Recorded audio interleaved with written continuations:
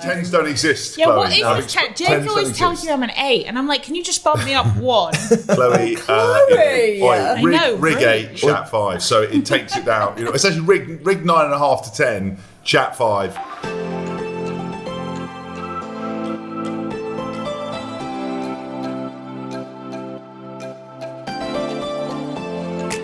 Hi everyone, and welcome to episode 8 of Couples Quarantine. I'm James Haskell. I'm Chloe Madeley. And we're joined by a couple of absolute keynotes today.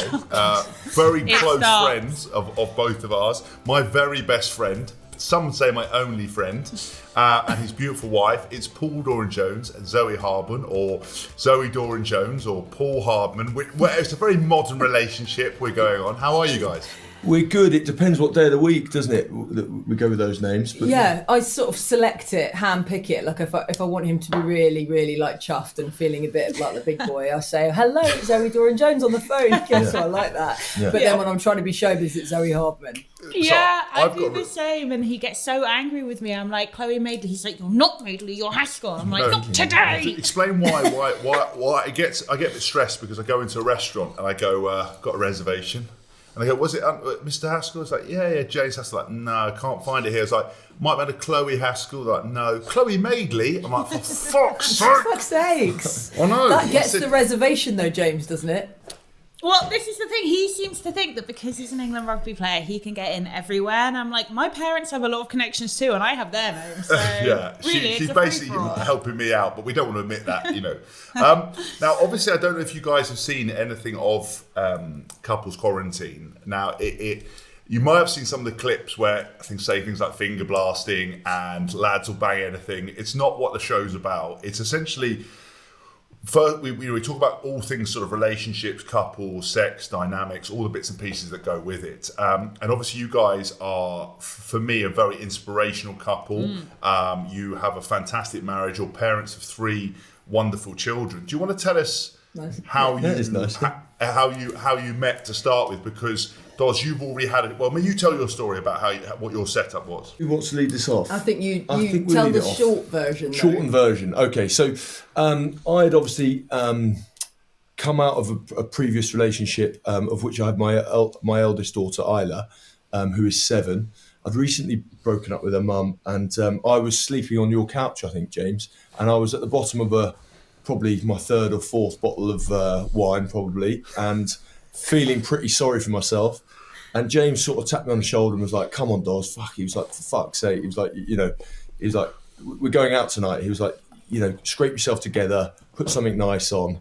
We're going out to our mate's book launch, okay? Put a fancy dress on. Put a fancy frock on. Let's go out. Wash your gash and trim your bits. Actually, we are going to do a show on Manscape because if I remember rightly, Paul, you weren't a massive fan of that, or management of it wasn't great. Well, no, let him tell the story first. Let me tell the story. We can go back to manscaping because I've got definitely a different approach to you because you're like a human cue ball. But look, and so anyway, I scraped myself together and we were heading out to a book launch. A friend of ours had written a book.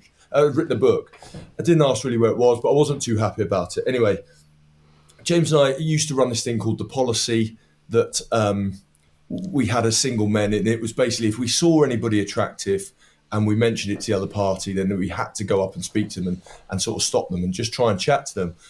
It was nothing more than just kind of a conversational tool, really, to get yourself out there and talking to people.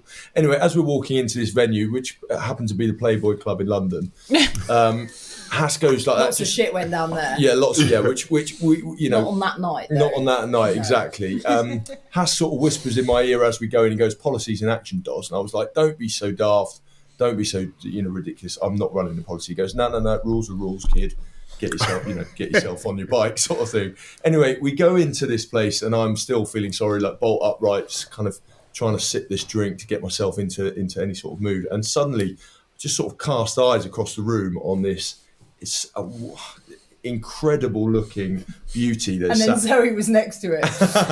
Was Zoe behind her? Did she move out of the way? I got that in there before you did. I saw you, Hask, and I was like a little Keno, like, hiya.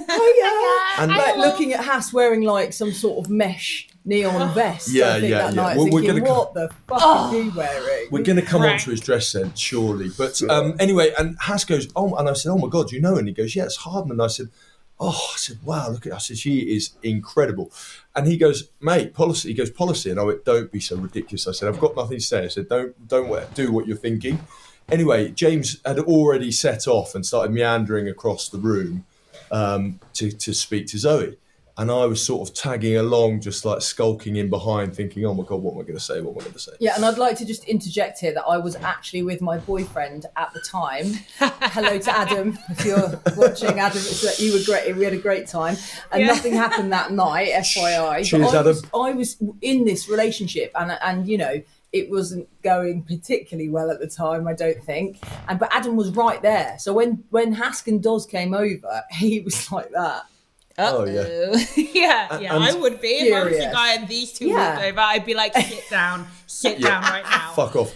Yeah, anyway, and so Zoe and I had this conversation, and you know, one of Zoe's like absolute strengths is she gets right to it, right, and she somehow extracts the kind of the nuts and bolts out of any conversation in terms of emotion. And look, as an alpha male, that's one of my weaknesses, I suppose, is kind of conveying those and letting them out. Anyway, we had this like really powerful conversation. I literally was mesmerised, and then she suddenly hit me with the bombshell, and she said, and I was like, but what about you? And she said, well, I'm moving in with my boyfriend, or I've moved in with my boyfriend, or whatever it was. And she said, and this is him. And she introduced me to her boyfriend, and he was like a 6'3", gorgeous looking bloke. I remember looking up, sort of shaky his hand, but still transfixed on Zoe. And in my mind, I was tells like, me fuck. that you were not intimidated by anyone, Dodger. certainly- I know you. Certainly not intimidated, but I was just like, crestfallen, because I was like, this is my, you know.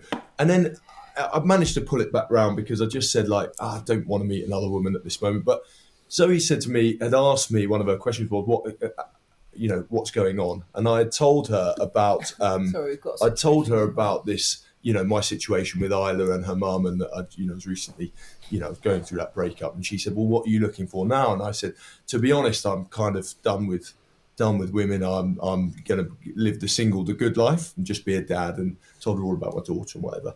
Anyway, she said, well, what are you looking for in terms of your next sort of date and partner?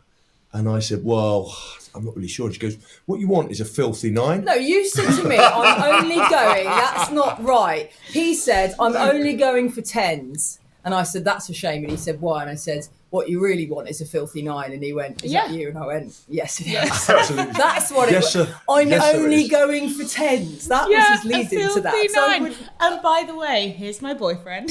yeah. But you can't deny it when that chemistry is there, and especially given that you guys have now ended up married with 2 kids. Same thing happened to my parents. They were both married when they met, and it just was what it was. Like it just it had Well, to happen. I think she lied. She lied to me, because she said she was a filthy 9. She's actually a filthy 9.5. I would go as far as to say filthy 10.5. Yeah, filthy. Well, no, Thanks, we don't do Chloe. 10s. We don't do Sure, 10s. babe. We do 10s. 10s don't exist, Yeah, Chloe. what is No, this 10? Jake 10s always don't tells exist. you I'm an 8, and I'm like, can you just bump me up 1?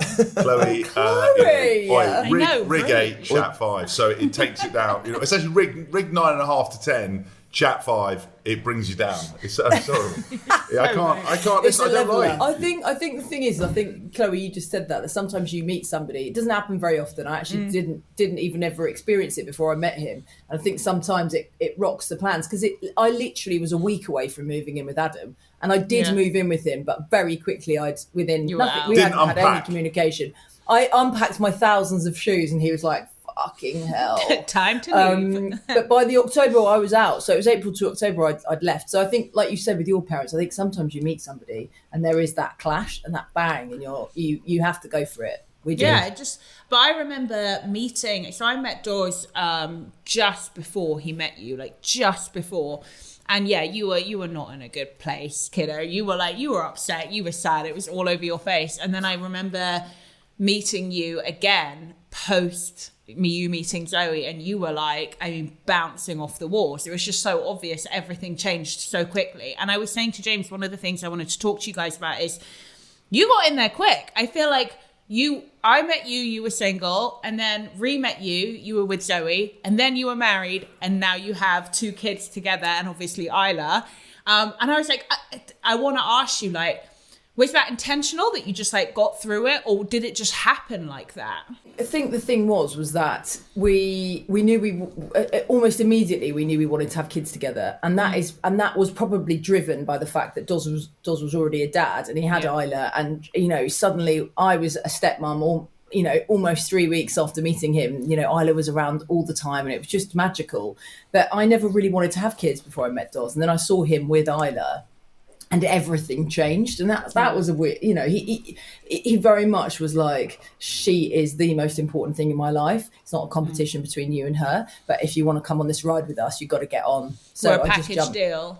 I just jumped on board. It was fucking brilliant. And you said because of the way you saw Paul with Isla, you knew straight away. Because I think, for example, with Chloe and I, we don't have kids. We talk about kids, but. For example, I know if I pick up a baby or she sees me with Isla or something like that, and vice versa, you sort of see what you're like with kids and how you are, and you see it as a good quality.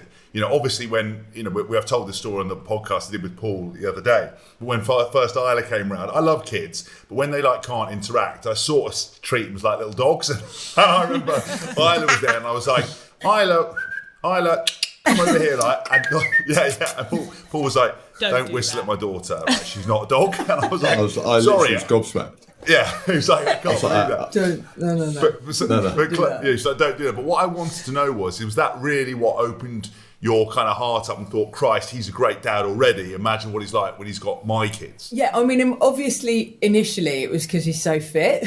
And I'm a sucker for a beautiful face and a fucking massive ass. And like the thighs on him. She was going to say massive dick then, but no. Then she wouldn't be like. Can't lie on quarantine. No. Also, I'm a mother, so I can't lie about it. So obviously, this was the appeal, but then and then he had a bit of chat, so that was kind of like, oh, this is great.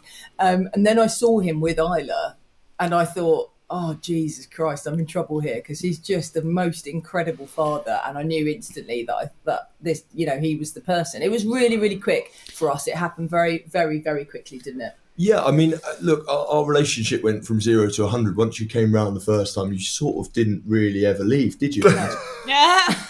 And we obviously I'd been through it, and we had said, we had the conversation. We're like, look, we've already got Isla, so we don't want to hang around either. Let's start looking into it. Let's have a think about it. It wasn't sort of, reckless. I had feelings to Zoe that I'd never had, and it's evidently not reckless. Yeah, I mean, it wasn't reckless. No, it wasn't. Never experienced it before, but and then we kind of had, you've had issues of fertility in the family, and we had that whole conversation. Yeah. And it really sped things up for us in that sense as well. It kind of brought it to the fore. When we met when we finally had that date in the February of 2015, and then over the course of the next 6 months, my sister very, very sadly discovered that she was going through early menopause, and she was only 33 at the time. So she was married, came off the pill, tried for a baby, and had these horrendous symptoms. It then transpired that it was hereditary, that my granny had gone through it, my mum had gone through it. So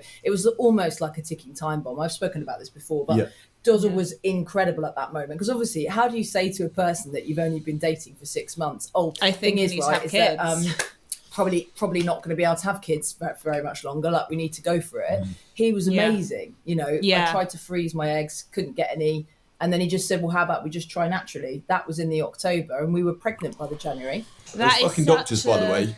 I know. Those fucking doctors, because the doctor was like, it's not going to happen naturally. And I was like, well, we can practice. I was like, we can definitely try. I said, let's just give it a go, thinking, okay, well, we'll get a load of practice in. But, And we did. And we did. We're still practicing now. Because I got a phone call, actually. I got a phone call because I checked in with Doz. I was like, Doz, how are you?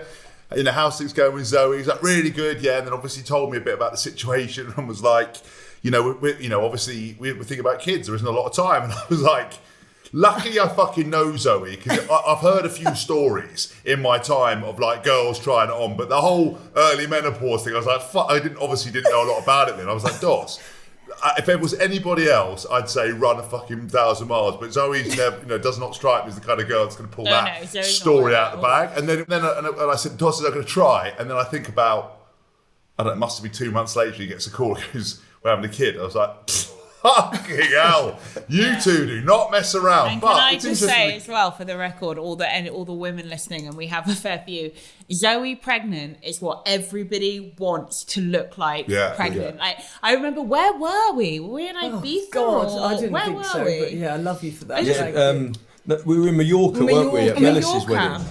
And you were you had your back to us, and I was like, she's fit, because that's how I think, obviously. And then turned, and I was like, oh my God, it's Zoe, and she is so pregnant, and you looked unbelievable, like glamorous, great tits, great body. I was just like, that's what I want to look like pregnant. Well, thanks for saying that. The tits were the only good thing about it, if I'm honest. And I was obsessed with them, right? And I was just taking photographs of my tits every fucking hour throughout the day. Just like, what about this angle? What about this angle? Like, I was even tempted to put various fruit, just to, I'd never had, I could keep anything in between my boobs. Motivate me. Motivate me. You certainly put one things in between them, didn't you?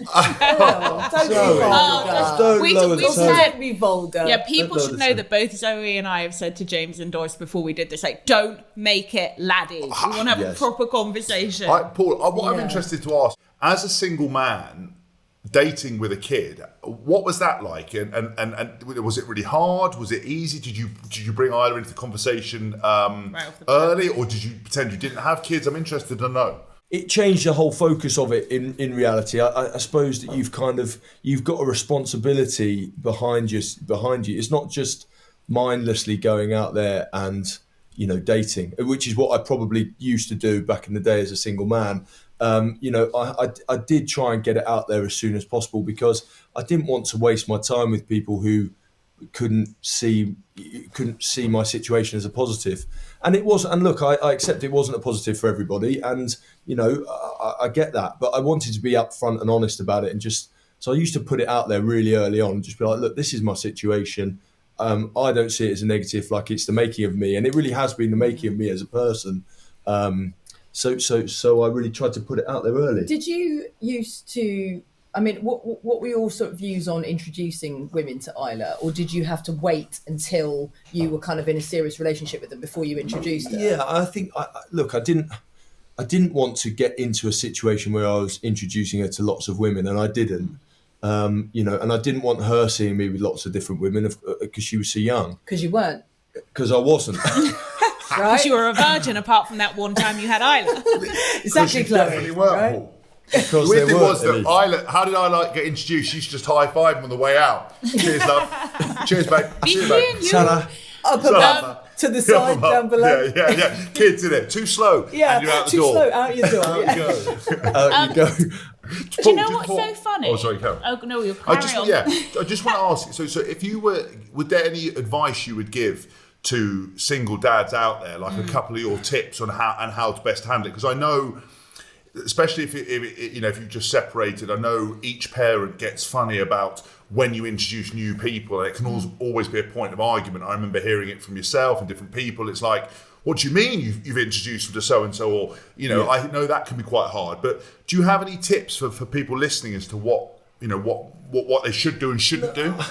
I think from my point of view, you've got to own it, because that situation is not going away. Yeah. And what you don't want to do is get halfway down the track with somebody, generate feelings, or kind of find that you've got something there, and then tell them and sort of drop a bombshell, and then suddenly it causes an absolute rift. I think you've got to own it. You are, you're in that situation. That's not anything to be ashamed of. You're not doing your child a disservice. You're not doing anybody a disservice. In fact, you're actually doing your child. You're doing the right thing by your child in trying to find happiness and a kind of a stable relationship. So, look, and anybody who doesn't see that, I think for me, it was so important that was a defining thing in any potential relationship, and I was happy to cast off anybody on that point of view. And I was really lucky. I met Zoe, and we had a conversation very, very early, if not instantaneously. And so Zoe knew my situation, and she was so forthcoming and just loved it. And look, I sort of drip fed her in as we got more serious. And look, that happened very quickly for me, because as I say, I saw her, took one look at Zoe, and I kind of had this feeling. It sounds ridiculous, but it's not. It's the truth. And so I knew, and it was all about trying to manage that as best I could. But ultimately, Zoe came to stay one night, and Isla was in bed asleep, and I was thinking, well, I'll sleep through. And Isla used to end up in my bed the whole time. So, all best laid plans went out the window, and Isla and Zoe met in the middle of the night and kind of looking at each other going, who's this cat in my bed? And also to any sort of people that are listening that have just started dating somebody with a child. So on the flip side of that, because actually sometimes for the step parent or the new person that comes in and their new partner has a child, it's sometimes quite difficult. And I think I get a load of questions like, how do you build that relationship with your stepchild? It's a disaster this end. I think you've got to take competition out of it, because you cannot try and compete, and you shouldn't want to, and you shouldn't need to try and compete with your new boyfriend or girlfriend and their child. And the love is completely separate and different. And I think the more you put in, the more you get back from that child. It's almost easier to parent Isla than it is to parent our own children together, because her and I are just, the best of friends, but also we have this real respect for one another, and the love is equal, for all of them. But it's very tough for you at times, because I think, for Zoe, because she has been there since Isla's been sort of 6, 8 months, 10 months, whatever it is. Yeah, but she always, obviously, she has a mum as well, and so if there's ever kind of an accolade at school, it's like she probably goes to her mum first, and as you would expect. But so that probably is quite a tough thing to deal with. But at the same time, for me, it's so I can't tell you how comforting it is, and the peace of mind it gives me. The relationship that they have is just it's hard to put words on it really, because it's so powerful. She's so lucky, because look, sometimes you have a relationship you have with your mum or a relationship you have with your dad, you can't necessarily share certain things. So Zoe and Isla have got this kind of unique best friendy mother figure. It's like, it's an amazing special relationship, and she's so lucky to have it. They're both so lucky to have it, and that's the most comforting thing for me. I saw it on Sunday, like Isla. You can see that you're really, really, really, really close friends. Like that was just so obvious. Isla will give Zoe something or ask Zoe something, and they talk to each other like they're best mates, like almost like sisters in a way. But then Zoe is also very maternal with her, which is just, it's so sweet, and the flip is so quick. So at the end, Isla was obviously tired and she was crying about something, and Zoe was like, okay, we're gonna get in the car because you're tired and we need to leave. Kind of scooped her up, gave her a cuddle, and they were out. And I was like, it's such an amazing bond that you have, and you can absolutely see that respect there. And I also think, in terms of not being her, actual biological mother, of course, the beauty of the fact that it's you, Zoe, and I've known you for years now, is that you are quite a strong feminist, and you have nothing but the utmost respect for women who work, women who are mothers. And it is, I'm sorry, but it is kind of whoever it is that gets you as the stepmom is very lucky, because you ain't treading on any toes, but you're a force to be reckoned with yourself. And it reminds me when my mum and dad met again, and my mum had the twins, Tom and Dan, who were 7 then, and she said to my dad, look, we're a package deal. It's not a competition. It's me and them. It's not them and you, it's me and them. And my dad said exactly what you said, Zoe, that he didn't want kids, and then he saw her with them, he started a relationship with them, and he was like, that's it, I'm in, I want kids. It's amazing. And I wanted to ask you, Zoe, much like James just asked Doza, when he first said, I have a daughter, or when you realized that actually you were going to get into a relationship with him, were you intimidated, or were you like just excited or indifferent? How did you feel about the whole thing? I don't think I realized the sort of magnitude of it, actually, if I'm honest, because I was a bit, at the beginning, you get a bit bamboozled with the lust, and you're like having all this great sex and hanging out and going on these amazing dates, and he was picking me up in his flashy car, and I was like, oh fuck. Probably borrowed my car, Zoe, to be honest.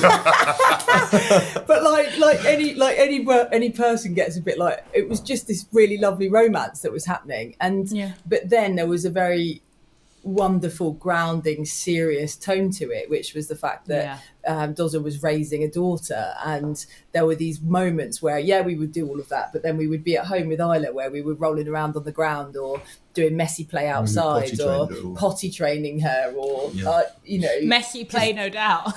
Messy, exactly, the type you don't want. Oh really? So you were involved in all the potty training as well, so because I forgot the timeline things happen because kids grow up so we don't see them for ages. Like Isla, she's just turned into she's obviously my goddaughter. She wasn't that best pleased with me because I threw her in the pool. She got a bit upset, so I've had to apologise to her. James is stronger than he realised. She was furious. Yeah, she's furious. She was really angry. But I've apologised. I said, I love you. I said, I'm sorry. Are you still upset with me? She was like, no. But I heard that and it was very cute. Yeah, but then I walked on. I was like, oh, I'm sorry. Then she headbutted you in the face. No joke. Went, do you want to give me a kiss? She went, yeah. Just headbutted me on the nose. But I forgot that you were involved in the potty training as well. So did you find that quite a good precursor to the two other kids? You think, did you have the same, when you have a new kid, it's like, apparently you're rushing around, but obviously it was Paul's second child, but you'd sort of gone through some of it to start with. Did that make it easier for you, or was it good practice, or were you still like, shit, I'm a new mum? Yeah, it's very different. But I mean, obviously, Isla taught me how to be a mother. Like, let's just break that down. I'll always tell her that when she gets older, because she's the one that kind of gave me the legs to make the mistakes. Like, I remember we'd gone down to stay with her, like my second parents down in East Sussex, and we'd gone down to stay with them for the weekend, and Isla was there, and this was the weekend that I was going to tell Doz that I loved him as well. So in my head, I was like, this is fucking massive. What a geek I am. So Isla's there, and we're like all sitting, round outside, and she's like, done a poo. And I was like, oh, I'm going to change you. Brilliant, excellent. So we went upstairs, changed, having a real giggle, came downstairs in front of everybody, and I was like, just changed Isla. And Doz was like, oh, great, good one. And everyone was like, great. And then Doz was like, come on, Isla, and took her off. I was like, what's wrong? And Ali went, got the nappy on backwards. I was like, oh shit, fuck that one up. And I was like, oh, this is devastating. This is not going to plan. Ruined it. So obviously I got to do all of those things with her. But then when you actually have to physically push a child out and go through all of the physical stuff that happens. And actually I wasn't there for the newborn stage. So he was amazing, very calm, but also didn't tell me how to do it, if that makes sense. We figured out a new way together. He was amazing. And I think that's really important, is each child is different. And James, you're flapping whether you've had, whether it's your fourth kid, fifth kid, each one is you forget how to do it very quickly, don't you? I was holding a newborn the other day and I was fumbling around, and it's and I was saying, bloody hell, I've forgotten how to hold it, because my youngest now is like a little lump. Kid, he is a lump. He's an absolute lump. He is going to do some damage. I think he'll be a rugby player. No, I mean damage to on the rugby pitch. He's also extremely beautiful, because he kind of looks like Zoe with Doz's body, and I'm like, you are in trouble. This is trouble. The prawn. No, So I'm quite envious, because obviously James and I are we really haven't made the decision, and we go back and forth all the time. I'm quite envious that it was kind of an easy decision for you, Dozer, because you already had Isla, and kind of a non-negotiable for you, Zoe, because you had, a genetic history of needing to have kids on a real timeline. And I feel like we don't have that kind of deciding factor, and if we did, it would just be so much easier. I just want to say that I would never have had children with Dozer, regardless of the hereditary condition. I would never have had a child with him had I not known in my heart of hearts and known that it was 100% the right decision, because that is just not what I'm about. I would rather have had no children than have children with the wrong person. You know, that is absolutely key, I think, absolutely. Because I think a lot of people think they can have a child to sort out a relationship, and for us it's it stretches you to the fucking limits. And past at times, doesn't it? And I think that's it. And I think the interesting thing was, or the kind of unique thing was, that we obviously had Isla, had our next kids, and so haven't had an awful lot of time, as certainly not as a married couple, for ourselves. We haven't done the, getting steaming, waking up in the morning, sleeping all day, eating shit. We can't do any of that. Yeah. Everything we do has been based around the fact that we are a family unit, and that that dictates our life. We're quite looking forward to. We're quite happy at the moment. Yes. Like we're getting through our stages. Like we've got rid of all the prams now. We've got rid of all the all the other bits and pieces. Certain toys are getting out of the house. And hopefully we'll be out of nappies soon where the kids nearly out of them. And so it's like little wins where we're like, fucking hell, we're so close. One to step closer to freedom. Yeah. Two of them have But gone you'll to miss school. it. Like, You'll miss it when you don't we're have a getting baby. there, and we're really looking forward to that time where we can say, right, it's back to us a little bit now. Because we never had it. Because we never really had it. But So I've got a question, obviously, because, when you talked at the start of the podcast, obviously, about you had a real relationship of passion. Obviously, sex and stuff is very important to you guys. With 3 kids, how do you manage to do that? How does that even work? Oh, well, hang on, wait. Sorry. Don't answer that yet, because this is a question from a listener who's asked to remain anonymous. And James and I can't answer it because we don't have kids. So I'll read the question, which ties in exactly to what you just asked. Sweet. Okay, so, hi, Chloe and James. My wife and I have been together for 12 years now. We have 4 children. Whereas that might sound like we have a healthy sex life, it couldn't be further from the truth. My wife is now totally insecure about her body and the way that she looks. Admittedly, we're both hardworking and tired a lot of the time, but in truth, I think she just doesn't love herself anymore. No matter how many compliments I give her, and frankly, sometimes I couldn't care less how she looks, I never managed to convince her to make love or even have a quickie. I think we've had sex twice in the last year. I love my wife, I love my children, but I really need this physical relationship back. Life is pretty cold for me. I'd prefer we remain anonymous without being gushy. I love Chloe and Hast's dynamic. Okay, ignore the last bit, but you get the question. So guys, thoughts, advice to this guy? Yeah, I mean, can I start that off? go on, please. Because you know what, we talk about this a lot on Made by Mamas, which is obviously the parenting blog and podcast that we have. Yeah, it's amazing. Everybody listen to it. Thank you, Chloe. And this is very common. A lot of women message us saying that they've completely lost everything about themselves. And I think we're speaking to this guy, your wife has had 4 children, and every time you have a child, it takes a really long time to find yourself again. And you spend all of your days, wiping faces. And obviously men do this too. Yeah. 100% they do. And it should be very equal. And I'm not sure what their working dynamic is like. But if she has been at home with them and she's been doing that from fucking 6 o'clock in the morning until 7 o'clock at night, there isn't much time left for her. So I think as much as you can, he's saying that he's building up her confidence and, trying to make her feel great about herself. Obviously that has to come from her.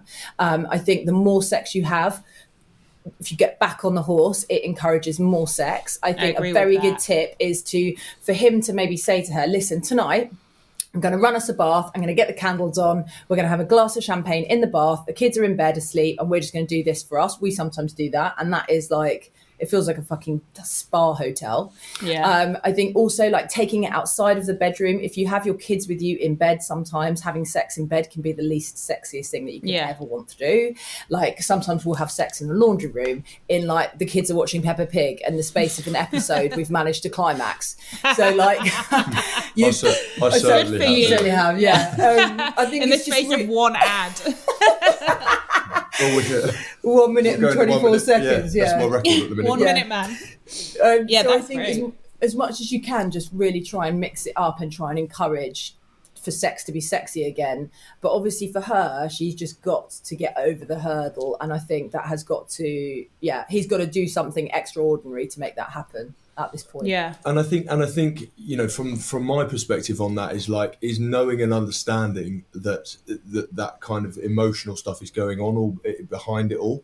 I think for a guy, you kind of, your success is on getting a shag basically, and you're basically trying to get, and it's almost like it knocks you a little bit if you don't quite get there. But the bath sometimes, the intimacy side can easily fall out of the relationship. Yeah. And I think that by having a bath, having a kiss, having a cuddle doesn't always have to lead to sex. And I have to listen to this myself sometimes because look, you've got such a big world when you've got 1 kid, let alone 4 kids, let alone 12 years married. Like it's a big, it's a big thing, and you've got to just keep reinventing that.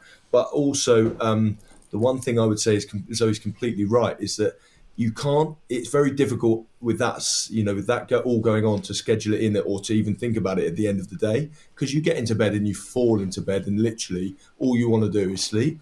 So it's like finding that minute in the day, finding that little bit of romance or that little bit of intimacy, making them laugh, trying to reassure, trying to, tell them you love them, all those things, or you're beautiful. It's just kind of constantly reminding those, I like your shoes, you look great in that, whatever it is. Aww. Don't underestimate how those little things add up. Add up. Because we had... And also, sorry, James, do. just very, very, very quickly, there's a really amazing guy called Dr. Anand Patel, and he talks about all the senses around sex. So some women don't want to have penetrative sex after they've had children. It hurts, it's uncomfortable, a baby's come out of their vagina, they just don't find that area. But you can have sex without having penetrative sex. So or in the ass, can you know? She's not talking about the ass now. It's never the ass, what's the ass? It's always the ass with you, James. I'm just saying, it's 2020. Every episode, he brings it right back around to anal. Every time. What's the ass? Straight back to anal.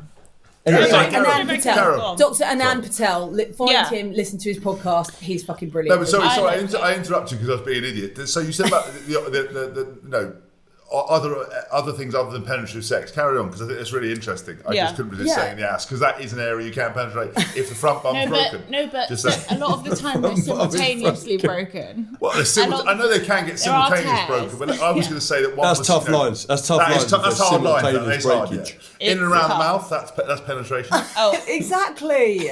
This is going somewhere else. I think we've wrapped up this question. No, we haven't. What else are you saying? Were you saying more like erogenous zones and massage and intimacy and kissing? Is that what you were saying? Yeah. All of that is really important, and communication, and there's this thing called vulva-gazing, which don't laugh. No, I wasn't. I just was surprised you're bringing that one out, but I like it. Because this is fucking brilliant. Vulva-gazing, right? James has lost it. Can you please have a conversation about this? I'm a vulva gazer. I'm always out in the car. Chloe always catches me. She's like, "What the fuck are you doing?" I'm just vulva gazing, babe. What, at the end of the bed? At the end of the bed, yeah. Tell me what it is. What is vulva gazing? Stop being vulva-gazing. Vulva-gazing is as it says on the tin. So basically, you would, with your partner, if you were in a heterosexual couple, you would lie down in front of each other, you would open your legs, and you would gaze at your partner's vagina. Right. And this brings, so the first couple of minutes for the woman is like bang, bang, bang, heart pumping, adrenaline pumping. It's fucking scary. You start sweating, and after that, you go into a completely different state where all of your senses start to become really enjoyable. You start to get into a really erotic zone with your partner, and then that can lead on to other things. Vulva gazing is the first thing you should try if you're struggling to have sex. I love that. That's so female. That's such a female thing to do, to put somebody in a situation. And it's something you'd never think of, isn't it? But it really would get your mind going, and B, after the initial fear, the safety. And I think men don't realize that women need to feel this to be really this is such a wanky sentence, no pun intended, but their most sexually free selves. We have to feel safe. So what would happen then? I mean, oh my God, what brilliant advice. Go on, Zoe. Yeah.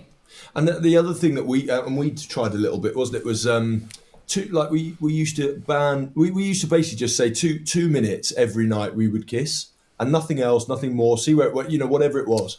And we'd start and you'd be like, and those 2 minute kisses, honestly, genuinely, were just incredible, weren't they? And honestly, it was 100% strike rate. It was just incredible. It was just like, kissing, keep going, beautiful, like really getting into it, kissing. Snogging. It's so important, and as a woman, it's one of the things that is to me one of the things that leads into having great sex is the kissing. And there have been times where you've been like, I don't want to kiss, and I'm like, no. I'm like, no, it was only when I was steaming and I was doing a little role play or something in my mind. And I'm a massive kisser. My whole, I would dump someone when I was single if they weren't a good kisser. Kissing for me is hugely important. It's a really intimate thing. I really enjoy it. I would do it throughout sex, whatever. So I think, for me, it's a very important thing. It's interesting because we had Emma Sale on the podcast, who obviously you guys met at the party, and Emma's brilliant. Obviously, trying to liberate kind of females in terms of sex and everything else. What was really interesting, she said quite similar to what you both have said about and maybe this is advice for this guy, is that, the little texting, we spend a lot of time on our phone, perhaps just sending a message going, I saw you today, I thought you looked beautiful, I thought your bum was looking great. And maybe, like you said, taking that time and building that rapport, so constantly throughout the day, she's getting that kind of affirmation, getting that confidence. And I think also, sometimes in these situations, the communication, like actually sitting down and saying, look, this has become a problem, because someone was telling me the other day, actually, I don't know the exact figures, and I apologise, but something like not having sex, every 4 months is described as a sexless marriage. Like if you have sex like twice a year, that is a sexless marriage in the way that the people talk about it in terms. And so I think it's really important that even just when having a moment, maybe going out to dinner, taking her out to dinner, and just saying, listen, this is really important to me. We used to have an amazing sexual relationship. This is dissipated. How can we get back into it? What do you need? And she's like, I don't care about. I'm not confident in my body. That is fine. But how can we actually make you feel better? The trick is as well, I think, women saying to a man, I don't feel confident in my body, then makes men feel, I don't know. I don't know that. It's a hard thing to say to your male partner, because I think a lot of men find it quite a turn off. Yeah. If you're not like, I don't care, like, fuck me anyway. I think it's a really sticky situation. But I think, Zoe, right back to what you said, and my best friend is a sex therapist, so I know this, and I've known this for years, that the really big important thing to do is to get back on the horse and start having sex again, because if you can get that momentum going again, even if it might be a bit, awful at times, once the ball is rolling, oh my god, does it get easier. I think that's great advice. And you've got to start with talking. I think that's like the communication, like you said, James, is absolutely key. It's amazing that you can have children with somebody, have a mortgage, book holidays, but you can't sit down and talk about the most personal thing for both of you. So if you can take away the shame, and even starting it with something like, oh, we used to have this really great sex life, that sets them up to feel like, oh, well, we don't have a great sex life anymore. So forget about what's happened in the past, and how can you go forward as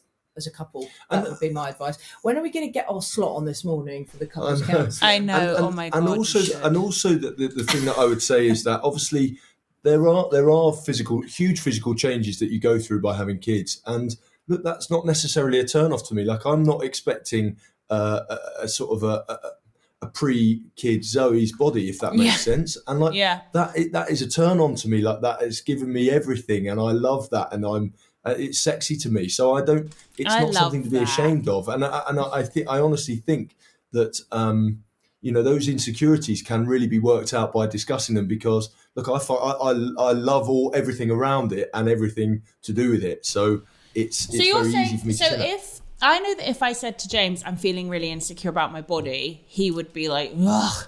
But if Zoe came to you and said, I'm feeling really insecure about my body, how would you respond to that?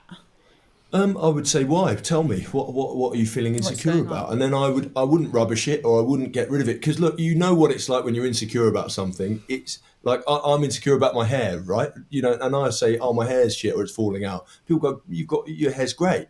But I know in my mind, it's how I perceive it. So it's kind of very personal, those insecurities. And it's not about me saying, oh no, you shouldn't have those, or no, don't have them, because you do have them, and you have them for those reasons. It's about saying, well, what can we do to try and make them better? Like, I really don't see that. I don't agree with you, but let's talk it out, or let's do this, or let's say that, or let's talk about it. Or what can you do that would make you feel better? Because as you say, a lot of the time it comes from you. It's not about anyone and it's else. within. You've got to satisfy. It's not about what I feel about it, because I think Zoe's the most beautiful woman in the world. But that's not what we're talking about. Yeah, well, exactly. So tell everybody what happened on Sunday. Zoe was putting on her bikini. She had no idea who just opened the bathroom door.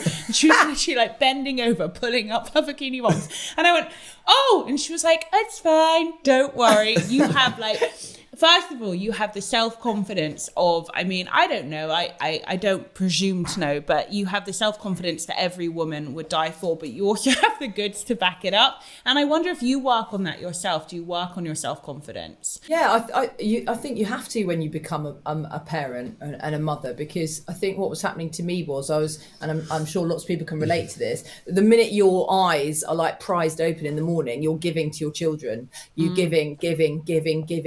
So I actually did some really amazing affirmation work, and I did a healing session and some meditation with an amazing healer called Caroline Britton, who basically told me that in the mornings I've got to set myself up in a bubble so that I leave something of me for me. They can't have everything, and I think we forget that as parents. We're sort of programmed to give them absolutely everything. Yeah. And I think we try to keep them out of our bed as best we can, because that is our space. Yeah. And we try to sort of Smart. That's definitely our space. And thank God for that. Thank God for that, because that's the very few things that we have for ourselves. And we also try and say, right, at a certain time at night, you're going to bed, and we work really hard on our, getting them to bed, which with 3 is hard work.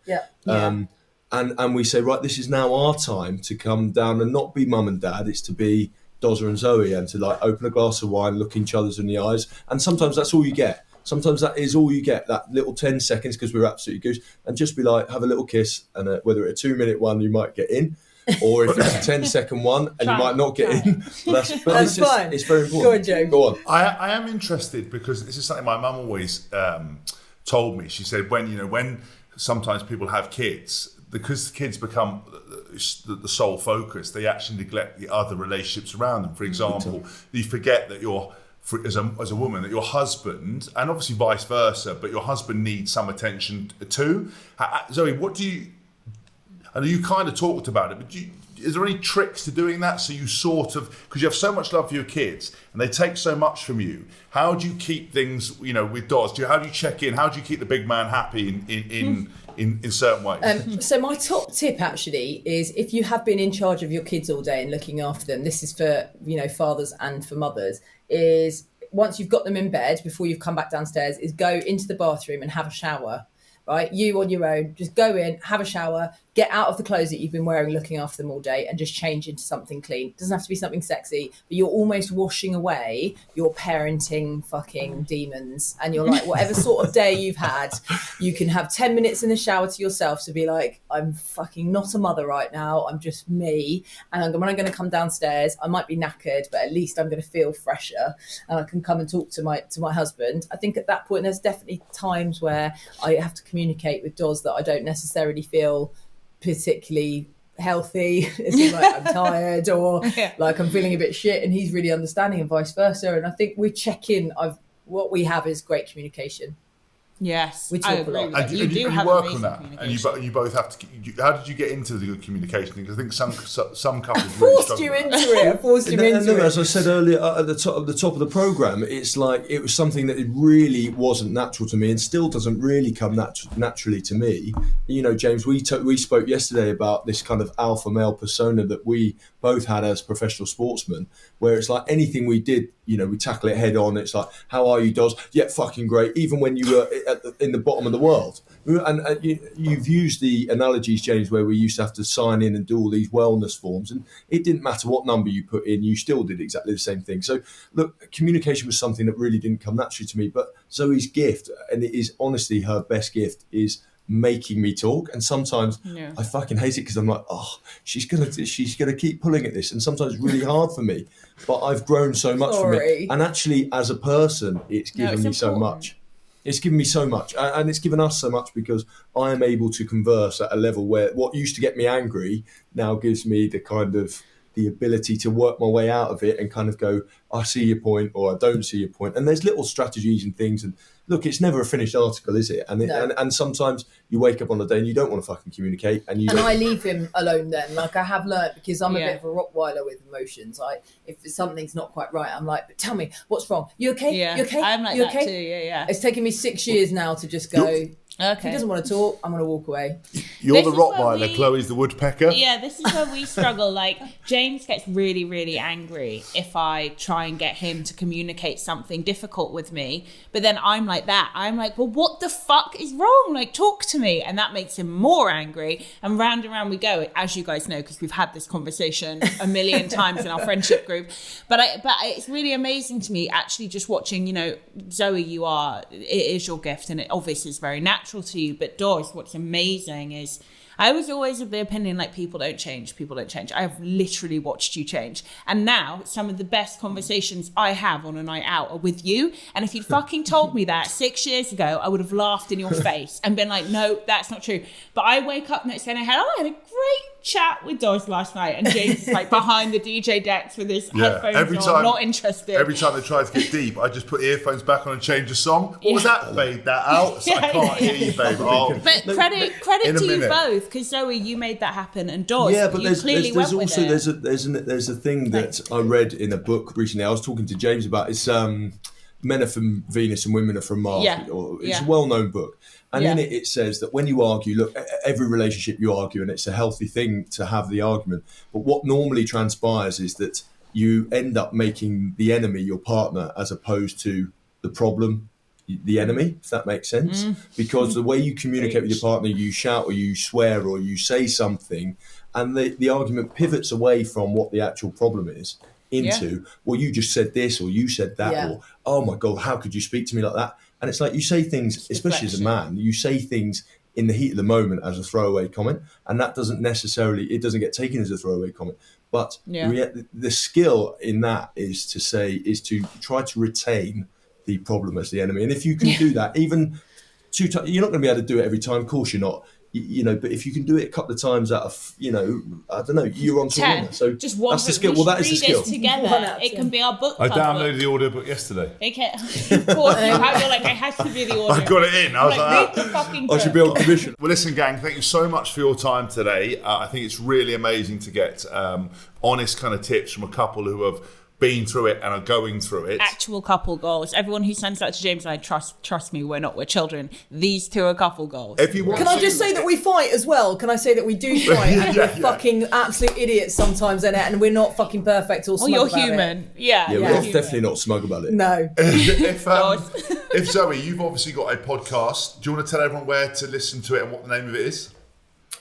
Yes, it's called Made by Mamas. I do it with my business partner and my best mate Georgia Dayton, and you can find it wherever you get your podcast, basically. And it's a parenting podcast.